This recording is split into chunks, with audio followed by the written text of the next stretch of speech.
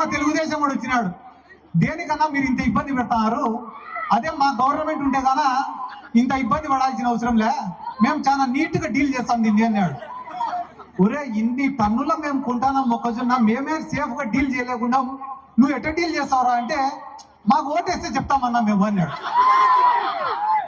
సరేలే అని మా ఊరోళ్ళు నమ్మి టీడీపీ ఓటేసినారు. చూసాం ఎట్టకుంటాడో వీడు మొక్కజొన్న బాగా డీల్ చేస్తా అన్నాడు, బాగా డీల్ చేస్తా అన్నాడు అని.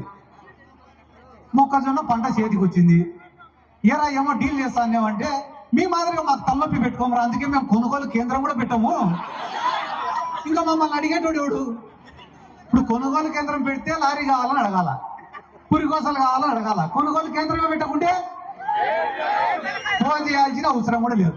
ఆ పక్క రాష్ట్రంలో ఉన్నారు తెలంగాణలో, వాళ్ళు కూడా కొనుగోలు కేంద్రం పెట్టారు, కానీ మన సారు పెట్టడం లే. ఏంది సార్ మా రైతుల పరిస్థితి అంటే ఒకే ఒక పరిష్కారం, మీకు బాధ వస్తే మందు దాగి పండుకోండి అంతే. అంతకుమించి మీరు ఏం మాట్లాడినా నిన్న మొన్న గ్రామాలలో కోళ్లను పొట్టేళ్లను కోసినప్పుడు కేసులు పెట్టి లోపలేస్తారు. హింసను ఒప్పుకోడంట చంద్రబాబు నాయుడు. ఆయన మాత్రం పుష్కరాలకు మేము 30 మందిని చంపచ్చు, ఇదే గుంటూరు జిల్లాలో ప్రకాశం జిల్లాలో బహిరంగ సభలు పెట్టి 100 మందిని చంపచ్చు, అవేం తప్పులేదు. కానీ పాపం గ్రామంలో ఎవరైనా కూడా ఆదివారం వచ్చి చికెన్ తిన్నామని చెప్పి కోడికి వస్తే